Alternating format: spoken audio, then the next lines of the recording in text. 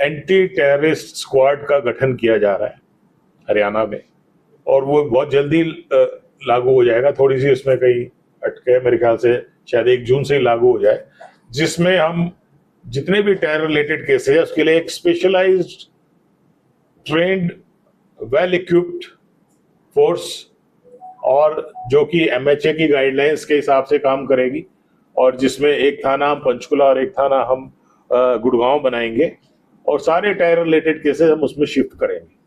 तो हमारे पास पीछे कुछ ऐसे वारदातें हुई हैं, कुछ केसेस हुए हैं जो कि अभी हम एसटीएफ और डिस्ट्रिक्ट पुलिस के माध्यम से उनको हम अटेंड कर रहे थे। हमारे सारे केसेस ट्रेस्ड हैं वो भी, और आने वाले टाइम में इसको हमारी जो एटीएस टीम है वो उसको एक आईजी लेवल ऑफिसर हेड करेंगे, और उसमें 2 या 3 एसपीज हम लगाएंगे जो कि एस्टेब्लिशमेंट, इंटेलिजेंस, कोऑर्डिनेशन, इन्वेस्टिगेशन, ये सारा कार्य देखेंगे। ये सर आप जो कह रहे हैं दादरी या झज्जर, यमुनानगर, जो तमाम आपने कहा कि अपने ट्रेस कर लिए, सर ट्रेस तो ठीक है, पुलिस जब अपराध होगा तो ट्रेस करना ही है, और वो ठीक आपने उसमें त्वरित कार्रवाई की, लेकिन किस तरीके के अपराध हो रहे हैं, बदमाश जो बेवकूफ होकर मर्डर कर रहे हैं, पुलिस का डर खत्म हो गया है? तो देखो, ऐसा तो नहीं कहा जाएगा, क्योंकि नेट मर्डर्स हमारे कम ही हुए हैं पिछले कंपैरेटिव के हिसाब से, अगर आप डेटा देखेंगे। मैंने इसलिए जरूर कहा कि वो 1, 2, 3, 4 केसेस इकट्ठे हो गए थे, और मैंने फिर आपको उसका जो है उसका मोटिव भी बताया, ठीक है ना। 2-3 केसेस में तो पर्सनली दुश्मनी है ना। एक केस में उसका पैसे का लेन देन का था, एक में लेडीज का इन्वॉल्वमेंट पाया था। तो उसमें एक अलग अलग मोटिव मिला है, और ऐसा नहीं है कि ये पुलिस का कोई डर खत्म हो गया या फिर उसके कारण मर्डर हो रहे हैं, बट ये 3-4 केसेस इकट्ठे हो गए थे, इसलिए मैंने सोचा कि मैं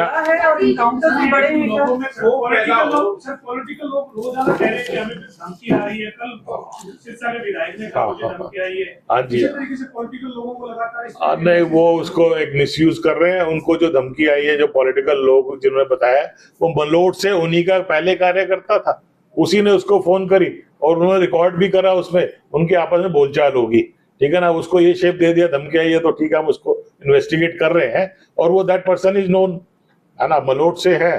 जो झूठ बोल रहे हैं, इसका मतलब नहीं, झूठ, गलत जानकारी, वो ये कह रहे हैं धमकी आई है तो उन्होंने हमें वो दी है, दरखास्त दी है, उस पर जो है हम कार्रवाई करते हैं, ठीक है ना। इसको जो धमकी, जो एक्सटॉर्शन कॉल की जो पहले आती थी, उससे जोड़ के देखा नहीं जाना चाहिए। जो एक ये मीडिया में कई बार ये नैरेटिव आ जाता है कि जी उसकी बाहर से धमकी आ गई, बाहर से बैठे, ये एक प्रॉब्लम हम फेस कर रहे हैं एक्सटॉर्शन कॉल की, और उसके लिए हरियाणा पुलिस ने एक कदम उठाते हुए एक अभेद्य ऐप का भी, जैसे मैंने पहले बताया था, हमने एक उसमें बनाया है, जो कि पूरे हिंदुस्तान में कॉपी हो रहा है। जो बाहर से जो एक्सटॉर्शन कॉल आ जाती थी, उसको हम उस ऐप के माध्यम से उसको कॉल को ब्लॉक कर देते हैं, मैसेज को ब्लॉक कर देते हैं, और जो वॉइस मैसेज है सारी चीज ब्लॉक हो जाती है। मेरे पास ऐसा डेटा नहीं। क्या कह रहे हैं सर?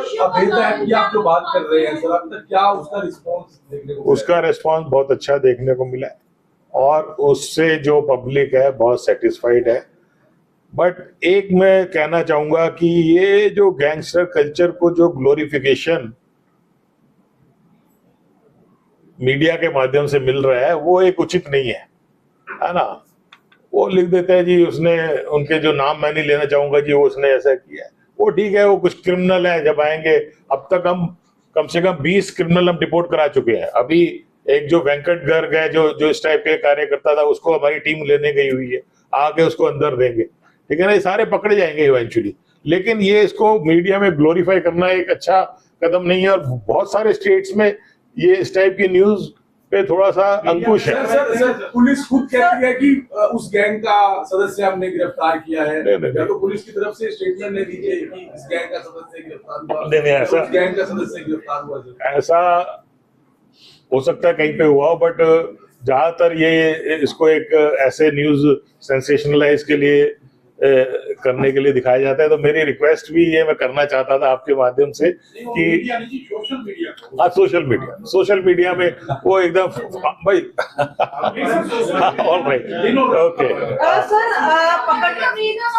declining sex ratio के सेंस की आपकी डेटा is reflecting कि अभी कुछ जो फर्स्ट 4 मंथ्स में जो सेक्स रेशियो है वो डिक्लाइन हुआ है हरियाणा में, हालांकि हरियाणा से ही शुरुआत हुई थी बेटी बचाओ अभियान। So what is the reason implementation नहीं हो रहा है? I think health department will be better to answer you that.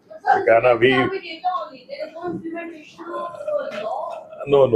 We are implementing all the laws. Sir विशेष तौर पर दो सवाल हैं। एक तो ये देखा गया है विभिन्न जिलों में विशेष तौर पर जो है नेशनल हाईवे दिल्ली तक की सीमा में यहाँ पर नशा तस्करी बहुत बड़ी है, उसका कारण क्या है? और दूसरी बात कि पुलिस विभाग के प्रयास तो बहुत देखे हैं, अभियान बहुत देखे हैं, लेकिन फिर भी कई खेप पकड़ी, विभिन्न जिलों में खेप पकड़ी जा रही है नशे की, उसका रीजन क्या मानते हैं? कि कोई चूक है? ये बहुत बड़ा चैलेंज है और ये मैं इसमें एक्सेप्ट करता हूँ और इसमें मेरे को कोई झिझक नहीं है एक्सेप्ट करने में कि जो नशा का जो धंधा है जो ये हर जगह बढ़ रहा है, लेकिन हम उसी स्टेज पे उसी स्पीड से हम उसको पूरा रोकने का प्रयास हमारा जारी है।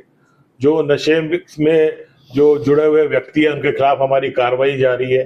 हमने स्पेशल टीम बना के, स्पेशल ऑपरेशन बना के और एक्स्ट्रा फोर्स भी लगाई है HSNB में, जो कि इन नशे के तस्करों के खिलाफ एक्शन लेगी। उसके अलावा अवेयरनेस प्रोग्राम हमारे CM साहब खुद हर जिले में जाके उन्होंने अभी ये प्लान किया है कि उदय हरियाणा के अंतर्गत वो जगह जगह जाके ये समाज में अवेयरनेस फैलाएंगे। जो आम आदमी है, जो हमारा यूथ है, उनको इससे सचेत करेंगे कि इस ऐसे नशे में ना पड़े और इसके जो दुष्परिणाम है उनके खिलाफ एक्शन लेंगे। इसके अलावा जो कुछ जगह ये भी देखा गया है कि कुछ केमिस्ट इन्वॉल्व है, कुछ जो मेडिकल शॉप्स इन्वॉल्व है, उसके खिलाफ भी हमने काफी कार्रवाई की है। और जो रिपीट ऑफेंडर्स हैं, मैं आपको यही बता दूं, उसको हमने पिट NDPS में बंद कराया है और हरियाणा नंबर 1 पे अभी 150 लोगों को हम पिट NDPS में डिटेन करा चुके हैं और आगे भी हम कार्रवाई करते रहेंगे। बट ये एक ऑनगोइंग स्ट्रगल है और इसमें आप जानते हैं कि हमारे पड़ोसी राज्य से भी हमें काफी ये इसका प्रभाव पड़ रहा है, क्योंकि बॉर्डरलेस एरिया है, कोई भी कहीं पे आ जा सकता है, तो उसमें भी ये हमें काफी चैलेंज फेस करना पड़ रहा है और इसमें हमारी निरंतर लड़ाई जारी है और हम पूरा इसमें पूरे मशक्कत से पूरा जोर लगा के हम इसको ओवर पावर करेंगे। सर आपका काफी एम्फेसिस है क्रिमिनल्स को अरेस्ट करने में, लेकिन एक बड़ी बात ये आ रही है सर कि बार बार गुरमीत राव रहीम को जिस तरह से पैरोल और फरलो मिलते हैं, सवाल यही आता है कि ऐसा बार बार लॉन्ग रोप क्यों दिया जा रहा है? नहीं, वो पैरोल का कार्य है, वो प्रिजन डिपार्टमेंट का है। वो मर्डर्स पिछले दिनों हुए हैं जी और आप लोगों ने ट्रेस जरूर कर लिया है जी, लेकिन ऐसी क्या कार्रवाई कर रहे हैं या ऐसा क्या जनता को सुरक्षित महसूस करें और अपराधियों के डर पैदा हो कि हाँ भाई नहीं करना है? देखो, मैं अगर आपको डेटा दूं, मैंने तो आपको इंफॉर्मेशन के लिए दिया था क्योंकि प्रेस में ये आ रहा था। एक्चुअली में हमारे ये जो है मर्डर है 37 की, मतलब 17% कम हुए। अटेम्प्ट टू मर्डर है 29, 11% कम हुए। टोटल हर्ट हमारे कम हुए, ग्रीवियस हर्ट कम हुए, फेटल एक्सीडेंट मामूली कम हुए। तो ये सारे हमारे पास डेटा अवेलेबल है कंपैरेटिव, ठीक है ना। मैं ये आपको इसलिए नहीं मैं उसका कह रहा था कि हमारे बढ़ गए हैं, बट ये पेपर में कुछ मीडिया में और सोशल मीडिया में ये कुछ न्यूज आई कि ये इस टाइप के केसेस अनट्रेस है। तो मैंने कहा आपका माध्यम से मैं ये सबको सूचना देना चाहूंगा कि सारे हमारे केसेस ट्रेस हैं। हमारे करीबन 70 से ज्यादा एनकाउंटर हुए हैं पिछले 5 महीनों में। हमारे 3 पुलिस वालों को गोली लगी है एनकाउंटर्स में, ठीक है। हम सारा का सारा जो भी क्रिमिनल है, इस टाइप के हार्डकोर क्रिमिनल है, उस कईयों 2-3 तो हमारे बुलेट प्रूफ जैकेट के कारण हमारी बचत हो गई। हमारी STF भी लगी हुई है। तो हम इसमें पूरा पैरों में गोली मारती है जी, पैरों में गोली जानबूझ के मारती है, जबकि आमने सामने होते हैं उसके बावजूद भी नहीं ऐसा नहीं है। हमारा तो एक ASI की टांग पे गोली लगी है ना, एक जो कांस्टेबल गुड़गांव था उसके 3 गोलियां लग गई, तो फॉर्चुनेटली बच गया।